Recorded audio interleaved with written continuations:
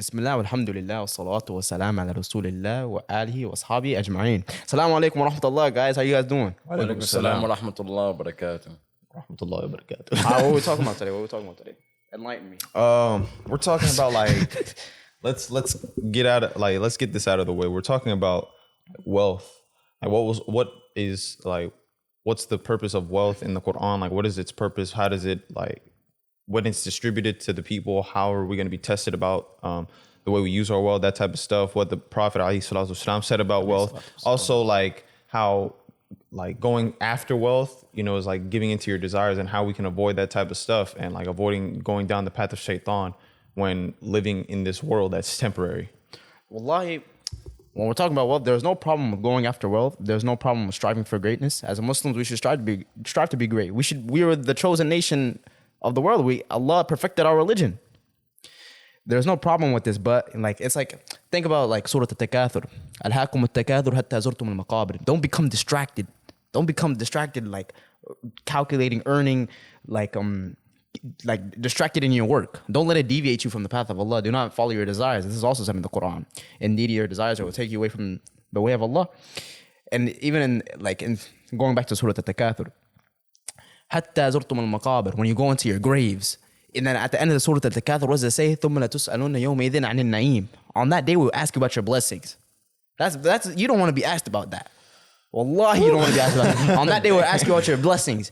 Surah Al-Takathur is the perfect, you want to learn how to use your wealth, you want to know what wealth really means, think about Surah Al-Takathur. We also got to think about Allah subhanahu wa ta'ala tells you in the Quran, wealth is a test too. It's a blessing and it's a test at the same time because it's what does Allah say? Beautified for men are the love of things of this world. And the first thing was woman, then it was wealth, and then, branded horses and, all these like cattle things. And all that. Yeah, of course. So, one of the things about wealth is ever since I grew up, I knew this world revolved around wealth.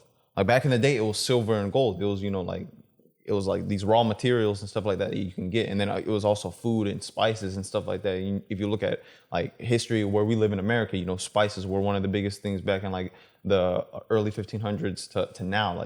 These things are huge. And it was always something that you could trade. Anything that you could trade that you can get something in return for. That was of equal or better value, right? So today, that's money, that's currency. It's a piece of paper that you trade for something of value. Now, see, everybody wants that piece of paper to, hold for themselves. There's a greed concept behind it. And one of the things about this greed concept is known to Allah subhanahu wa ta'ala, which is why he's ordered us to pay zakah, which is why the Prophet ordered, part of his sunnah is giving sadaqah, it's zakat, which is mandatory, charity. On top of sadaqah. Sadaqah is charity that you give voluntarily. Just because you want to, yes. Not because it's you not have obligatory. To, because zakat you have to give at least every single year. Same thing with zakat al-fitr. Every single year after Ramadan ends, you give zakat al-fitr. But then sadaqah, that's something you give on your own. That's from your own heart because you have to spend in the cause of Allah. And what better way to spend in the cause of Allah than to give in the way that Allah told us to give back to the poor. And Allah reminds us in the Quran, He doesn't need your wealth, but rather when you give in the cause of Allah, He amplifies your wealth. It amplifies yourself. When you give, you amplify yourself. And this is the hidden reality behind it. People think that, I don't have enough money to give to charity, or I don't have this, that. Wallahi, Allah subhanahu wa ta'ala will take care of you, my brother. What you worrying about? The thing is, right, we as believers, right, we have to see it differently than the non-believers, right? Because let's say if I have $200 in my bank account, me as a Muslim, I believe Allah is going to amplify my wealth by me giving it out, right?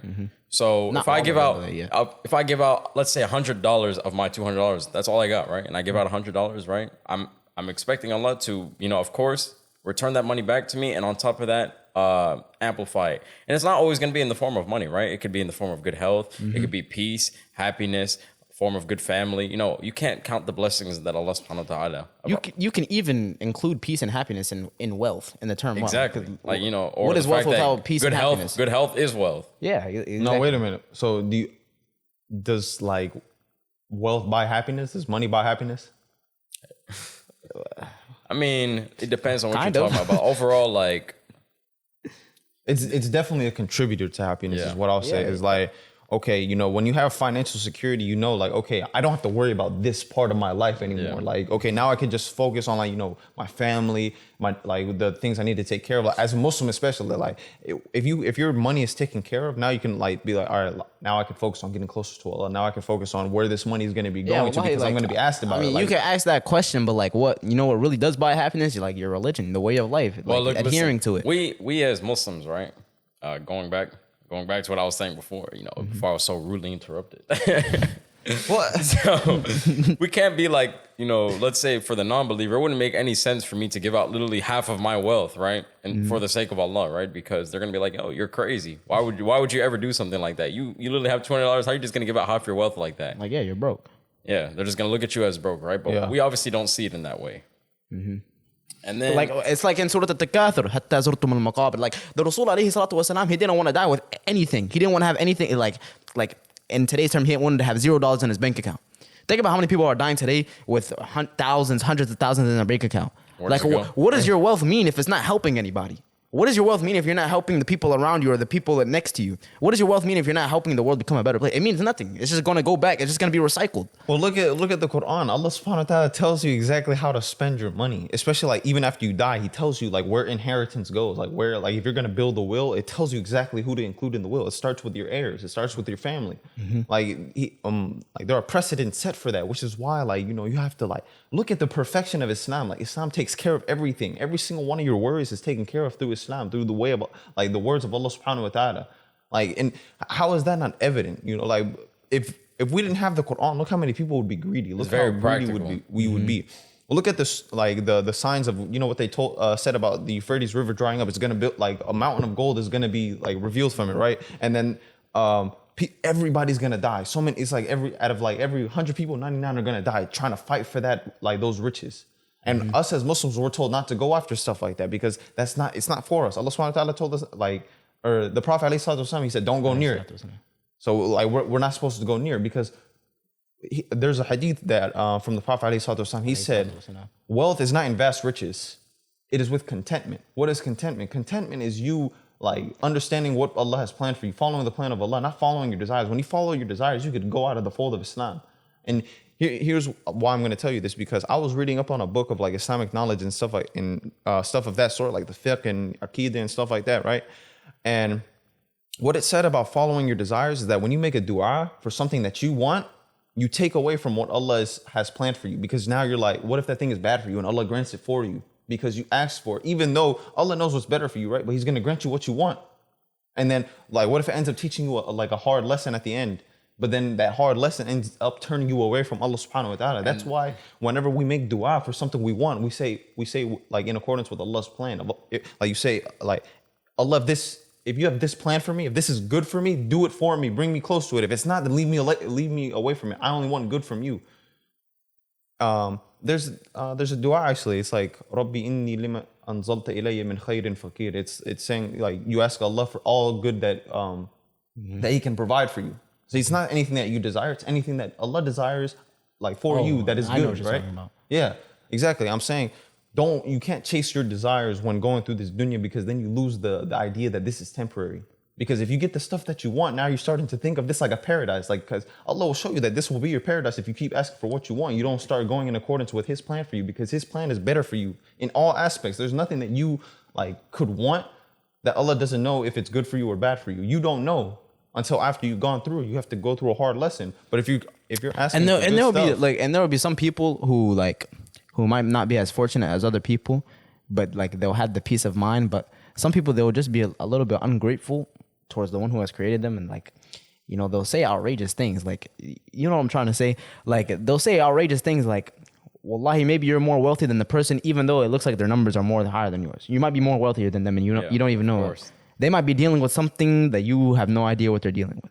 Going back because wealth, you need, like we said, it ties in. Like health can be your wealth. Yeah. Like can include wealth. Like if you're wealthy, if you just have a whole bunch of numbers in your bank account, like that doesn't mean anything. I mean, like, look, the only reason why money and, you know, the money in our bank account really holds any value or meaning is because we believe in it. Mm-hmm. We are the people who allow this money to control us. And imagine now, look, we allow it to control us, and now it is controlling us, right? And we're the ones who make it. You know who I don't understand? The people who fight and argue over money.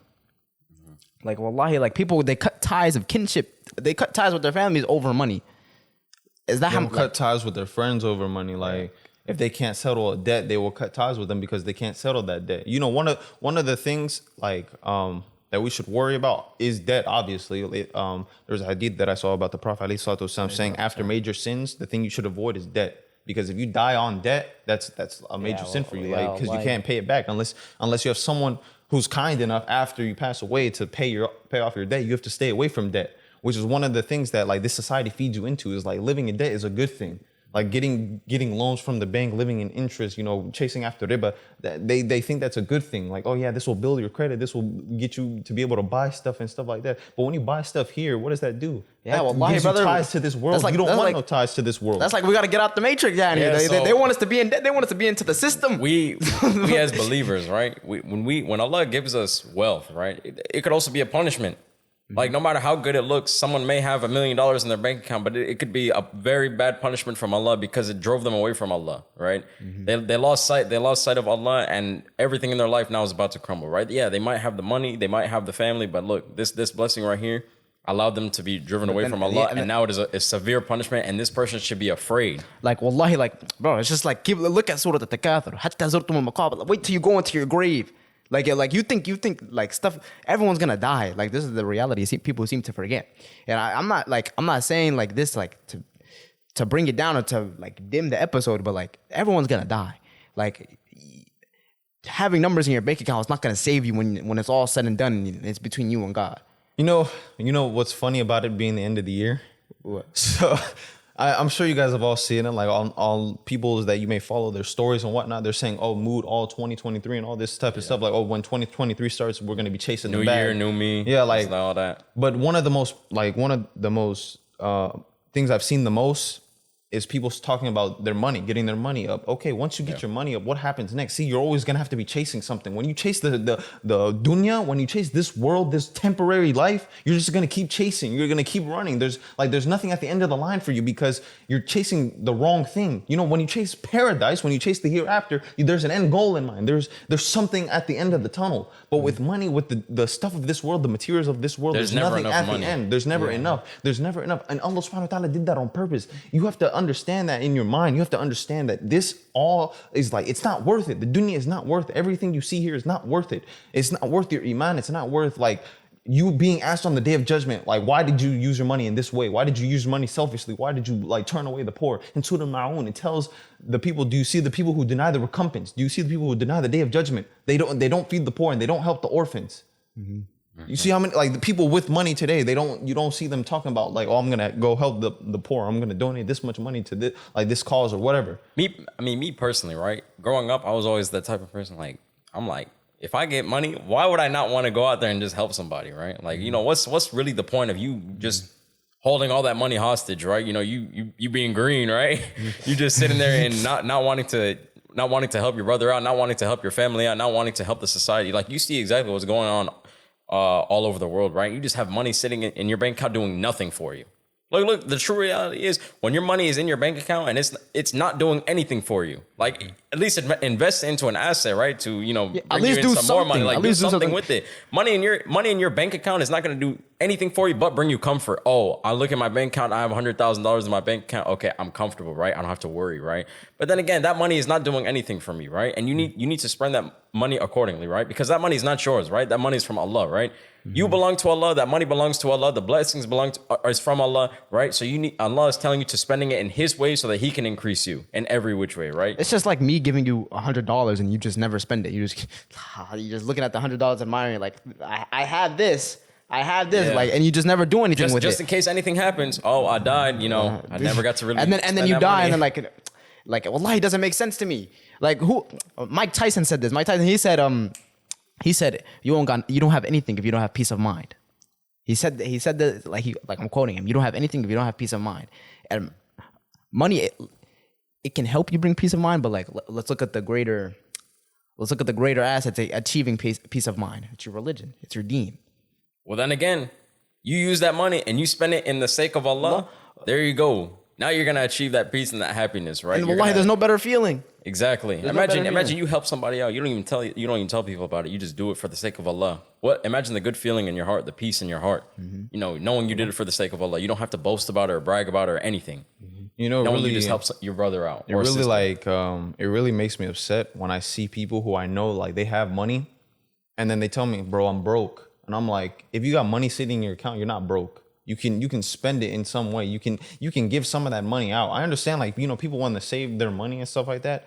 But when you intentionally tell people you don't have money, even though you do, who are you hiding from? You can't hide from Allah. Allah knows exactly what you have. He's the one who provided it for you, and you're going to be asked about that.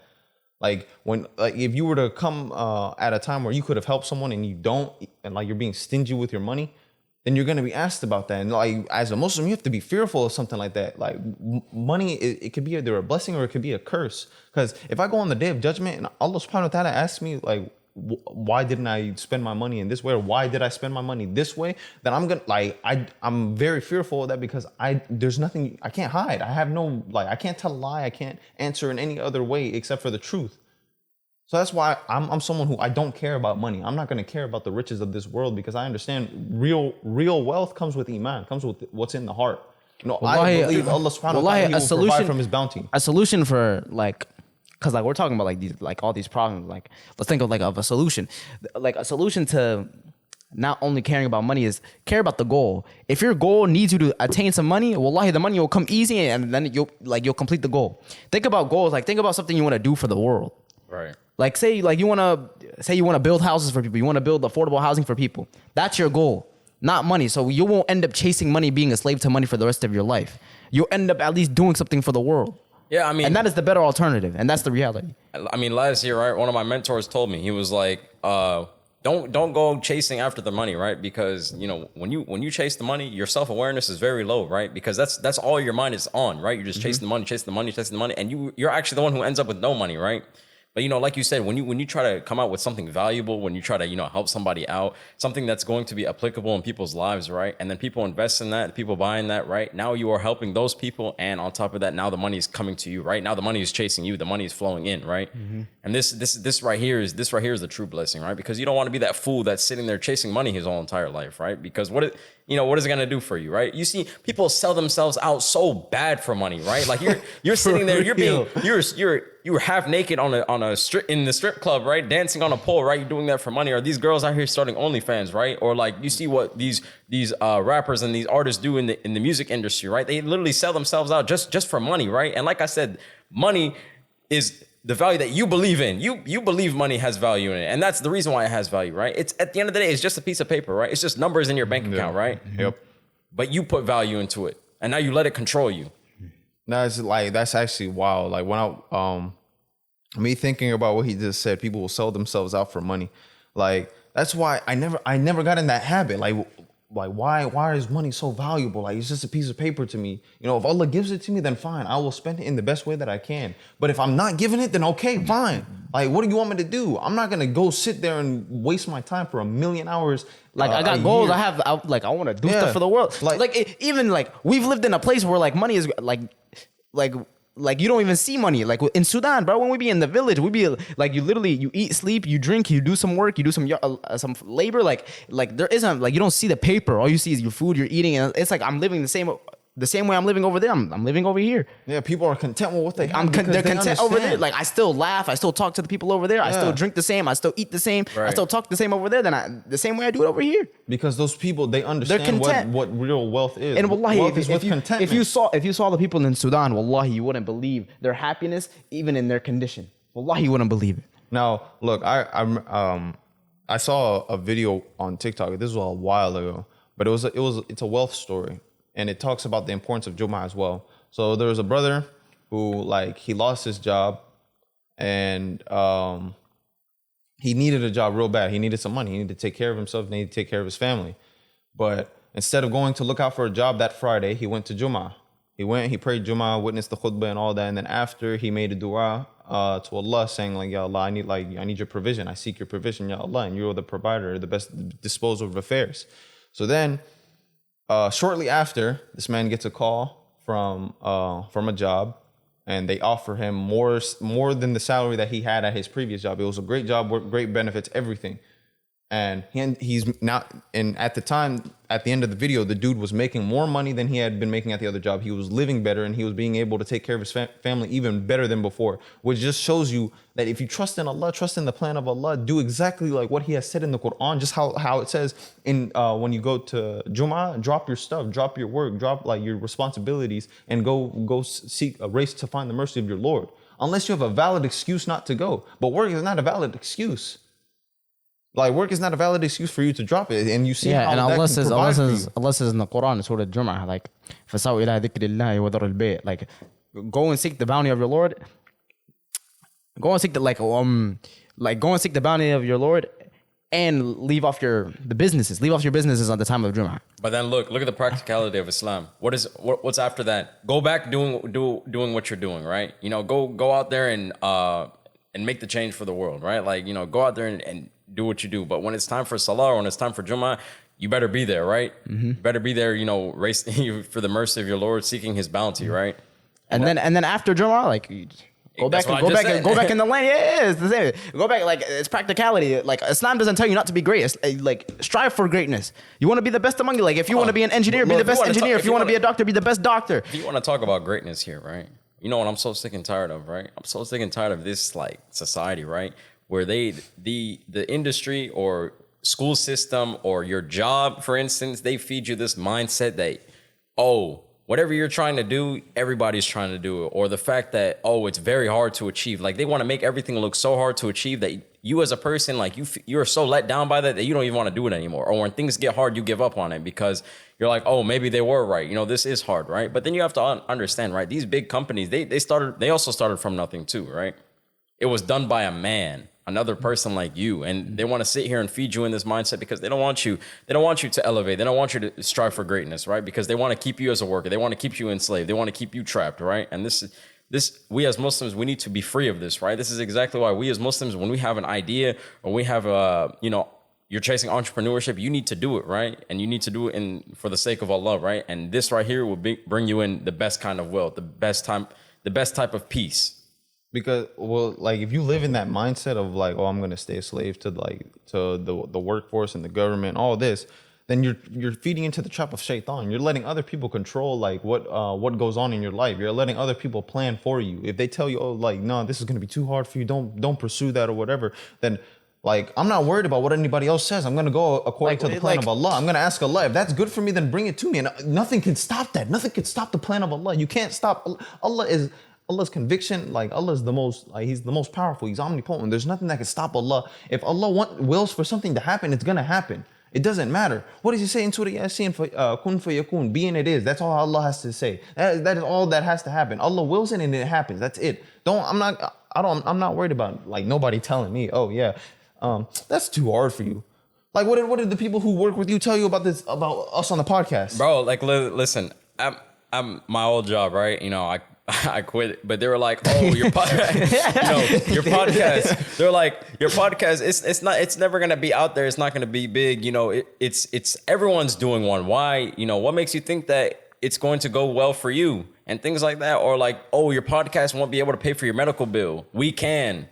I'm not going to say the name of the company, right? Because I'm not going to advertise, I'm not going to advertise a crap company like that, but, I'm not going to say like crap company in total, but, that store, especially that management, crazy. Wallahi, it's great. Man, if you're a Muslim, wallahi, don't let anybody tell you what you can and can't do. Like, and listen to them. Like, wallahi, Allah subhanahu wa ta'ala, you adhere to the Quran and Sunnah, adhere to your elders, but don't let someone tell you can't do something. Bro, wallahi, you're a Muslim, you're special. Don't let anybody belittle you and belittle your honor and dismiss you. Like, what? You know what I've heard before? I was looking at, there was these magazines, right? And it was at school, right? And it was these bodybuilders, right? And then the teacher tried to come around talking about you can't look like that. But then again, in your head, how does that make any sense? This was achieved by another man, meaning me as a man, I can do what he did. He's like me. I can do the same thing. It's not impossible, right? But you guys want to make something that's hard seem like it's impossible, right? Because they want you to take the easy path, right? Work the job, be enslaved, do what you need to do, and then by that time you're too tired to do anything else, right? And now you can't strive for your greatness. I'm not saying there's anything wrong with working a corporate job or working 9 to 5 or anything like that, right? But when you let them enslave you like that, now there's a problem. Yeah, right? when you let them dictate. There's nothing wrong with a 9 to 5 job or a corporate job or a career or whatever like that, but don't let it get in the way of your deen. Don't let it get in the way of your prayer, because when you do that, now you're gonna start leaving the fold of Islam. Because that's when you become a whole slave for real. You can't let the worldly life control you, because once you do that, then you're gonna start giving into your desires. Things are gonna start looking better to you that were not better for you before.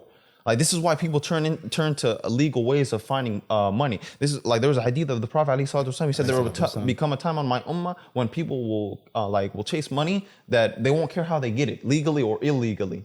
And that's how you see it today. People scam for money. People sell drugs. People sell alcohol. People they do whatever they can. What's a common excuse?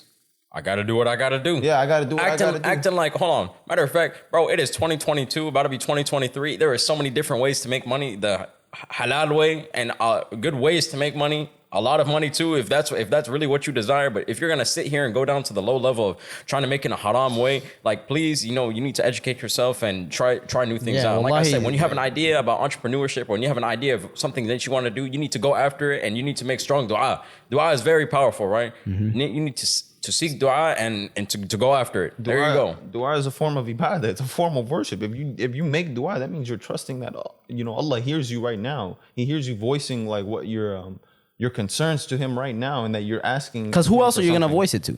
Exactly. Who else are you gonna voice it? Like I can't go asking you. You can't ask me. I'm not gonna do. I can't do nothing. Exactly. I can't do nothing. Bro, look, listen. You have to ask God. Even if you ask him, right, bro, these stingy behind human beings, bro, what makes you think he's gonna give you something, bro? He want to keep all his wealth for himself, right? Even if he got $1 million in his bank account, he can't share $100 with you. That's the harsh reality about it, though. And one thing that I thought about when I was at Jummah the other day, I was thinking like, I just thought to myself, I was like, I do not act upon my desires because I am a slave of Allah. I let Allah plan for me because I am not the planner. Allah is the planner, and Allah is the best of planners. And I was thinking, I am the servant of Allah, because what Allah has planned for me, what Allah has destined for me, is better than anything I could have thought for myself. Mm-hmm. And if the ultimate destiny for me is to make it to Jannah, then that is all I can ask for, because that is an abode that Allah subhanahu wa ta'ala has said in the Quran numerous times that is a sufficient reward for us. And I'm not gonna question that at all. And wallahi, like, a good way to think about it, dude, if I had all the money in the world, I'm still gonna wake up and I'm still gonna pray Fajr, Dhuhr, Asr, Maghrib, Isha. Inshallah. If I had $0, if I was back in Sudan, if I was in the village, if I was with my family, I would still wake up, pray Fajr, Dhuhr, Asr, Maghrib. Like, wallahi, inshallah, nothing will change. Like, and that's the best you could hope for. Like, if Allah gives you or takes away wealth from you, don't be afraid. But if Allah takes away your prayer, that is a privilege that you have lost. Look, listen, that is a privilege. Wallahi, have you ever heard that? Of course. And like I said earlier, you should be worried if you're not praying. Yeah, you should be worried. Because Allah you think it is you who are not praying to Allah. But it's really Allah who has taken away the ability for you to give sujood. You might look at something that looks like such a blessing, like, for instance, I got a lot of money now and my family's doing good and all this, but now, you're very far away from Allah. This is a terrible punishment. And on the other hand, the exact opposite. You might have lost all your wealth. Your family might turn against you. Your friends might leave you. The closest people around you might leave you. If there's any closer than that, right? But you might lose all of this, right? But if you got closer to Allah, that was a great reward, right? And you should be happy for that. That was a blessing from Allah.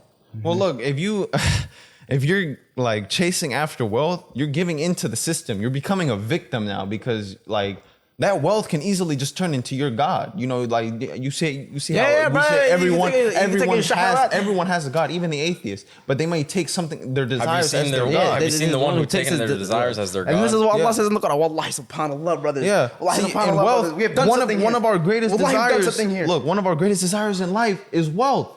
Like it's inevitable, because you need wealth to survive. Ultimately, you need but people are not content with the fact that, if I have shelter over my head and if I have enough money to take care of my family, then no, I need more. I need to be doing way more than that. I need to be having like millions of dollars in my bank. What did the Prophet ﷺ tell us? You look at people who have less than you. Don't look at people who have more than you, because you might look at people who have more than you because that might cause you to fall into depression, right? Because you don't have what they have, right?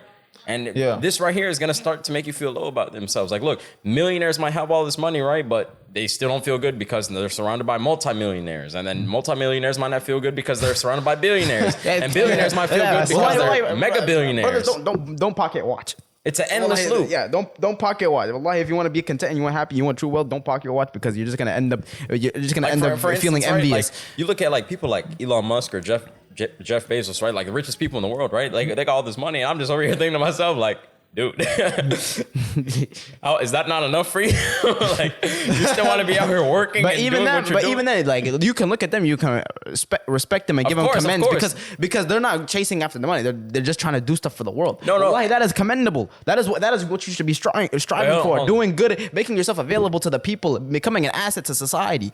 Right. And what I was going to say was like, dude, if I had like that kind of wealth, bro, I couldn't even imagine the amount of people that I'd be out here trying to help, right? You know, inshallah, right? If I was given that kind of wealth, right? Because, you know, what if I was given that kind of wealth and I deviate from the path? You know, may Allah protect us, right? But like, look, let me give you guys some good tidings real quick. If you think about it, if you make it through this life, right? And if you make it to Jannah off of Allah's mercy, right? Think about like the life you'll live there. You won't have to worry about wealth, bro. Like rubies and pearls and gold and silver, everything, every type of like gem that you could ever think of that was on earth and more will just be like falling at your feet. Like you'll be stepping on it like it's nothing. Like wealth won't have any value there. There's nothing over, like everything up there that is of wealth is like yours to have, and everybody will have that. You won't have to worry about that. So why don't you think about living like trying to reach that instead of trying to like endless make loop. it in this life, because if you try to make it in this life, you get stuck in this life. Even after you die, like your soul being trapped here because you wanted to chase the desires of this world, and then you will be punished for that. What does it say in the Quran? My wealth has not availed me. Yeah, your wealth has not helped you. After you die, like what is it gonna do?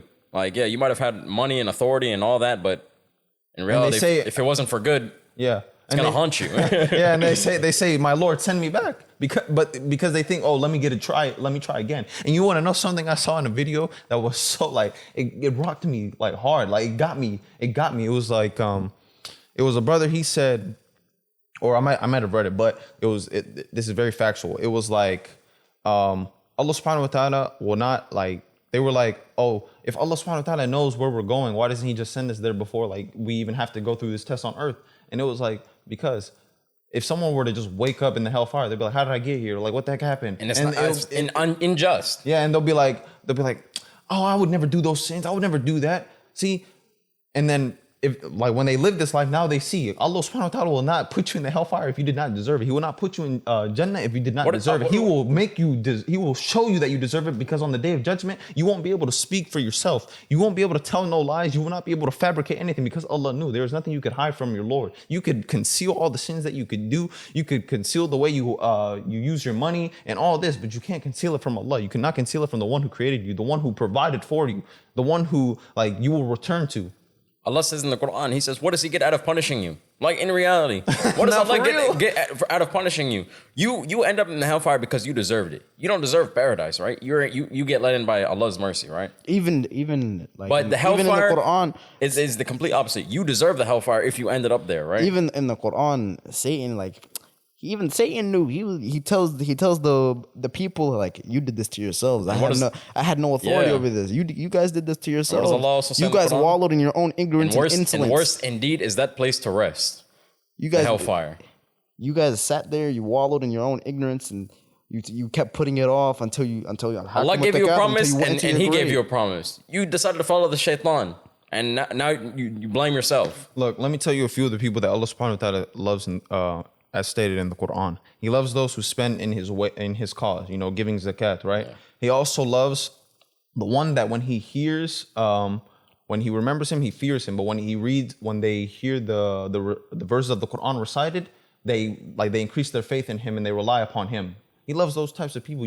Like you look at the verses of the Quran, and there are so many times where he tells you like, give in his way. Like, don't worry about the money that you have, because Allah will provide for you if it's better for you. Like, there are people in this world who be so stingy with their money, they won't even help their parents. They won't even help their family, the people next to them. How backwards have you gone? This is how much of a hold it has on you.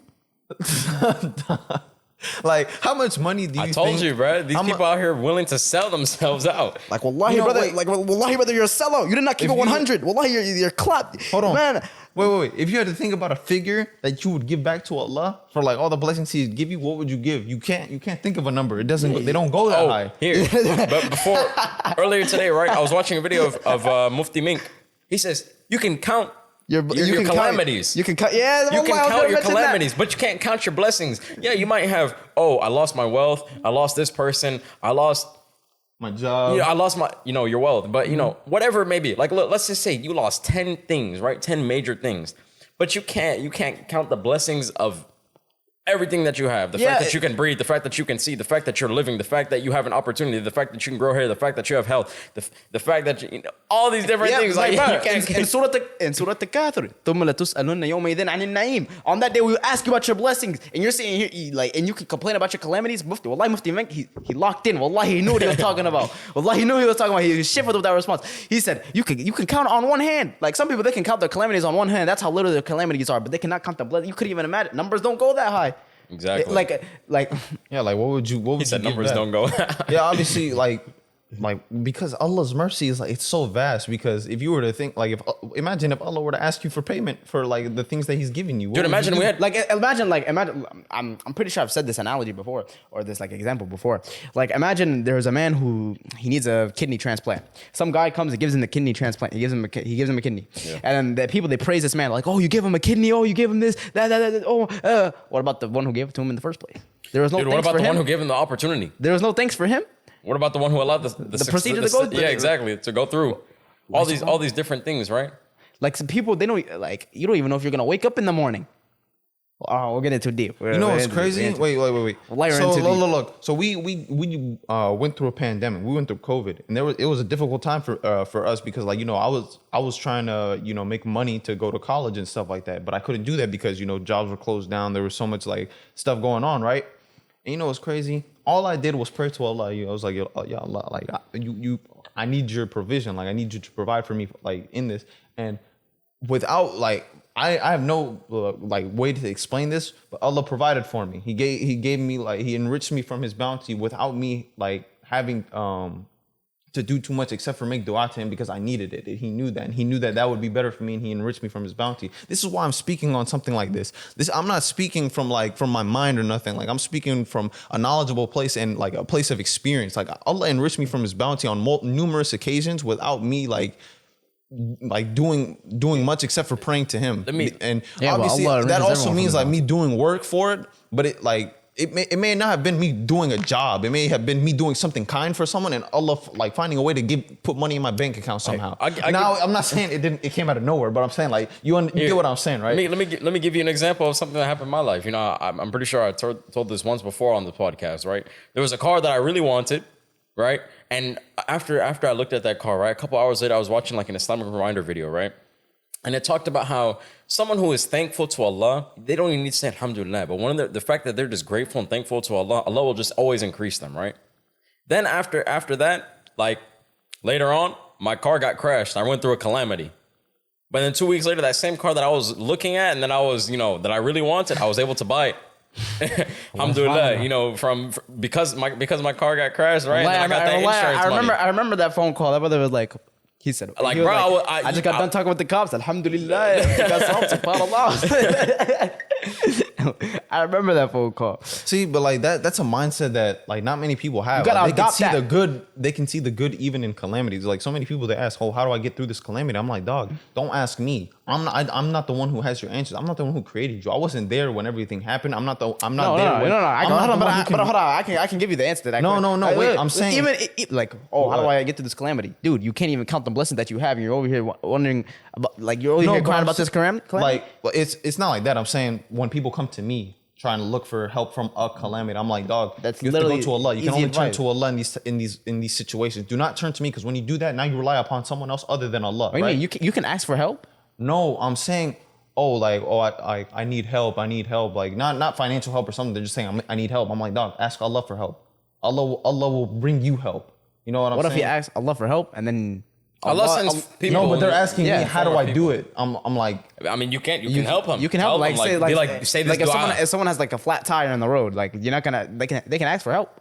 that's not what I was saying. No. But I see what he's saying right here. Like, let's say someone's going through something mentally, They right? lost a family member, and they're like, brother, I need help, and I'm like, So like, what you can do? What you can do would be like, say this dua. You know, Say make sure you're keeping them with God. You know, make sure you do a Look stuff. how you don't even realize what you just did. They asked you for help, and you told them, brother, go to Allah. Allah help them. yeah, but like that's what I'm saying. It's like You understand? turn to Allah first, because there's no other way for you to turn except for to Allah, because you could turn to everybody, but eventually, like, you don't know if everybody's helping you for the sake of Allah. You know, some people might be helping you to help themselves. You know what I'm saying? Well, that's very common nowadays. Allah is the only one Allah is the compassionate. He won't, like, why does he need to help himself? Like, Exactly, like same thing. Why does he need to punish you? Allah is free.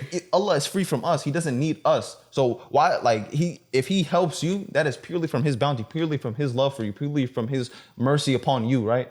Like, but for us, we may look for something in return. I may help you, and I'll be like, hey, yo, you remember when I helped you that one time? So like, yeah, like, I need help right now. I mean, if it says in the Quran, don't remind people of like something that you helped them out with, like, let's exactly. say. But you can't expect everybody to follow that. You know what I'm saying? Of course. Even we as Muslims, we should yeah, be. I understand what you're saying. But like, you guys get where I was coming from, right? Yeah. So it's like, don't make situations more difficult upon yourself, because Allah does not make it, like, he does not mean to make it hard on you. So don't make it harder upon yourself. I think I know what you're trying to say is like, be among the muttaqeen, like the people who have taqwa, who are God conscious. Because anybody who has God consciousness, like, as soon as something happens, they remember Allah. You'll be. And they know they can make it through. Yeah, Allah does not Allah will punish make the it soul easier. more than what Allah will they make it can easier. handle. I ain't gonna lie, sometimes I do have funny ways of handling things. Like, something will happen, I'll be like, and then I'll be like, dang, bro, why did this happen? I'll be like, no, not I'll be like, no. And I'll be like, ya Allah, man, ya Allah. See, but I do have moments like that where I'm like, no, Shaitan's not gonna get me. He's not gonna turn me away right now. Yeah. Because like, Shaitan's quick. Like, bro, as soon as something happens, the other way you can look at it. Happen? The other way you can look at it. Oh, yeah, it's my perfect opportunity to earn good deeds. Yeah. Bro, you gotta be a dude who You gotta can, jump like, on it. Yeah, you gotta be who's on top of your stuff to be able to jump on something like that. And be like, yeah. But like, yeah, this hold on, bro. This is just an investment, bro. Yeah, for real. Let me invest into it really fast. But with that being said, this is gonna close out this episode speaking about not falling into the system of chasing after matrix. wealth. chasing after numbers. That's Chasing after essentially- wealth and your desires, and understanding the way we should be as Muslims when it comes to true wealth. Like the wealth that is within Iman. Allah subhanahu wa ta'ala loves the person who spends in his cause. So spend in his cause if you have the means to do it, and Allah will enrich you from his bounty, and you must trust that. It's the same thing for when you're trying to get a spouse. Don't worry about your financial situation in that moment. Allah subhanahu wa ta'ala will enrich you from his bounty. Like, if you're trying to delay it because of that, then don't do that. And that's something I've said for myself. I'm not going to try to delay it for that reason. There could be other reasons that may be stalling you, but don't make it about financial situations, because, your wealth comes from Allah. It doesn't come from you. So you have to be mindful of that. But yeah, with that being said, assalamu alaikum wa rahmatullah, everybody. I hope you guys enjoyed this episode. All right, wa alaikum salam wa rahmatullahi wa barakatuh, guys. Just want to remind you guys, we're not scholars, still students of knowledge, open to correction, right? And make sure you guys leave a like, subscribe, share this video with your friends and family. Turn on post notifications if you haven't already. Make sure you follow us on all social media platforms, and be prepared for more content to come to the channel soon, inshallah. And yeah, there you go. Yeah, and subscribe. Assalamu alaikum wa rahmatullahi wa barakatuh. Yeah, alhamdulillah.